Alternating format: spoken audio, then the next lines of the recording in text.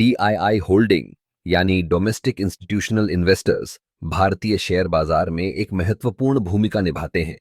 ये वो संस्थाएं हैं जो अपने निवेशकों के पैसे को शेयर बाजार में लगाती हैं। इनमें म्यूचुअल फंड, बीमा कंपनियां और पेंशन फंड शामिल होते हैं। जब हम DII की बात करते हैं तो हमें समझना चाहिए कि ये निवेशक बाजार में स्थिरता लाते हैं।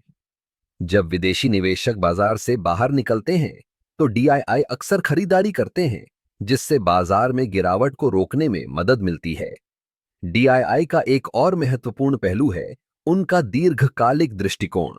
ये संस्थाएं आमतौर पर कंपनियों के फंडामेंटल्स पर ध्यान केंद्रित करती हैं, जैसे कि कंपनी की आय, विकास की संभावनाएं और प्रबंधन की गुणवत्ता।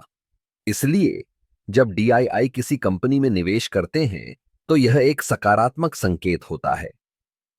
हाल के वर्षों में DII ने भारतीय शेयर बाजार में अपनी उपस्थिति को काफी बढ़ाया है। 2020 में जब महामारी ने दुनिया को प्रभावित किया, तब DII ने बाजार में भारी निवेश किया। इसने न केवल बाजार को स्थिर रखा, बल्कि कई कंपनियों को भी पुनर्जीवित किया। DII की निवेश रणनीतियों में विविधता भी देखने को मिलती है। कुछ DII टेक्नोलॉजी स्टॉक्स में निवेश करते हैं, जबकि अन्य कंज्यूमर गुड्स या फार्मा सेक्टर में। यह विविधता उन्हें बाजार के उतार चढ़ाव से बचाती है। एक और दिलचस्प बात यह है कि DII का निवेश अक्सर खुदरा निवेशकों को प्रेरित करता है। जब DII किसी स्टॉक में निवेश करते हैं तो खुदरा निवेशक भी उस स्टॉक की ओर आकर्षित होते हैं। इससे बाजार में और भी अधिक तरलता आती है। DII की निवेश प्रक्रिया में रिसर्च और एनालिसिस का एक बड़ा हिस्सा होता है। ये संस्थाएं विभिन्न रिपोर्ट्स, आर्थिक संकेतकों और बाजार के ट्रेंड्स का अध्ययन करती हैं।